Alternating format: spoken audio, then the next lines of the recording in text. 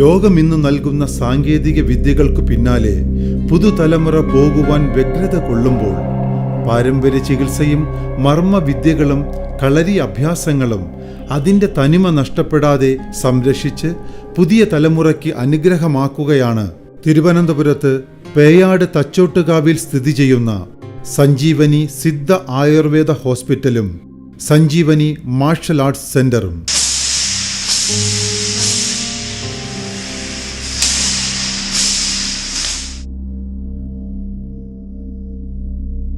Sanjeevani martial arts സെന്ററിൽ 11 തലമുറകളായി പകർന്നു കിട്ടിയ അഭ്യാസ മർമ്മശാസ്ത്ര അറിവുകൾ ഉൾപ്പെടുത്തിക്കൊണ്ട് ചിട്ടയായുള്ള കളരി പരിശീലനത്തിന് പുറമെ kung fu, yoga, self defence techniques മുതലായ കലകളും പരിശീലിപ്പിച്ചു വരുന്നു.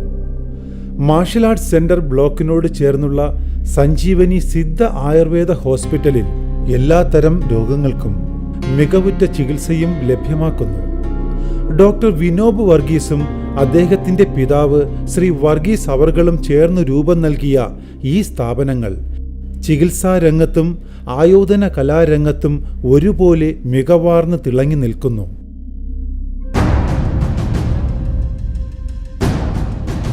ആധുനിക തിരുവിതാംകൂറിന്റെ ശില്പി എന്നറിയപ്പെടുന്ന അനിഴം തിരുനാൾ മാർത്താണ്ഡവർമ്മയുടെ സർവ്വസൈന്യാധിപനും ഉറ്റ തോഴനും സന്തത സഹചാരിയും ഉപദേഷ്ടാവും ഗുരുവുമായിരുന്ന അനന്തപത്മനാഭൻ നാടാരുടെ പിതാവായ താണുമലയ പെരുമാൾ മുതൽ ഇങ്ങോട്ട് 11 തലമുറകളുടെ പാരമ്പര്യമുണ്ട് സഞ്ജീവനി സ്ഥാപനങ്ങൾക്ക്.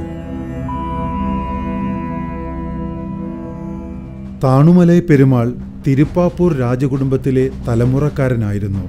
രാമവർമ്മ രാജാവിന്റെ സർവ്വസൈന്യാധിപനായിരുന്ന അദ്ദേഹം അത്യാവശ്യ ഘട്ടങ്ങളിൽ അർത്ഥവും ആയുധവും ആൾബലവും നൽകി രാജാവിനെ സഹായിച്ചിരുന്നു.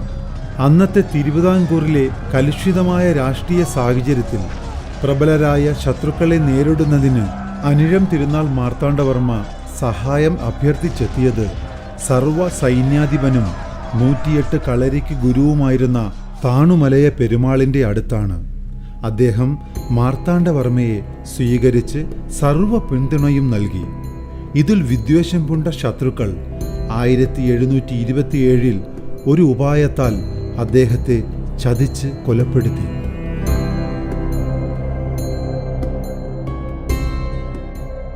താണുമലയ പെരുമാളിന്റെ പുത്രനായ അനന്തപത്മനാഭൻ തന്റെ 15-ാം വയസ്സിൽ തന്നെ 64 കലകളിലും പ്രാവീണ്യം നേടി.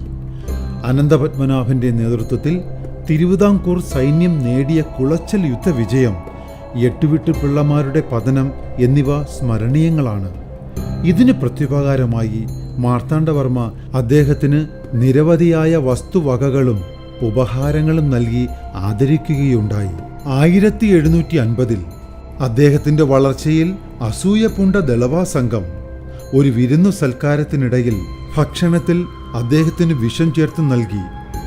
യോഗാചാര്യനായ അദ്ദേഹം ഭക്ഷണം കഴിച്ചുകൊണ്ടിരിക്കെ തന്നെ അപകടം മനസ്സിലാക്കി അവിടെ നിന്നും തൻ്റെ കുതിരപ്പുറത്ത് കയറി യാത്രയായി.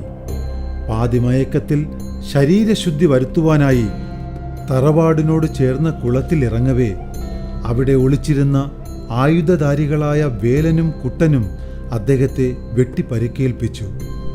ആ 2 പേരെയും അനന്തപത്മനാഭൻ തൻ്റെ ഉടവാളിനിരയാക്കിയതിനു ശേഷം സ്വയം മുറിവിൽ കച്ച മുറുക്കി കെട്ടി കുതിരപ്പുറത്ത് കിടന്ന് തറവാട്ടിലെത്തി മരിച്ചു വീണു. അദ്ദേഹത്തിൻ്റെ ഭൗതിക ശരീരം അന്ത്യവിശ്രമം കൊള്ളുന്ന സ്ഥലം കന്യാകുമാരി ജില്ലയിലെ തച്ചൻവിള എന്ന സ്ഥലത്ത് ഇന്നും സ്ഥിതി ചെയ്യുന്നു.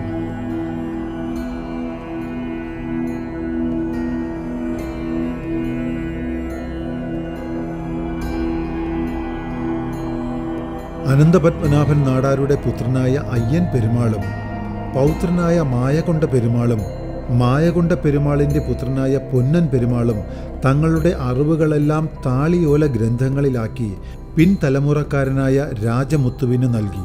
ചെറുപ്രായത്തിൽ തന്നെ ശാസ്ത്രവിദ്യ നേടുന്നതിൽ അതീവ തൽപരനായിരുന്ന രാജമുത്തു ആശാൻ മികച്ച ഭിഷഗ്വരനും കളരി മർമ്മ ചികിത്സകനുമായി മാറി.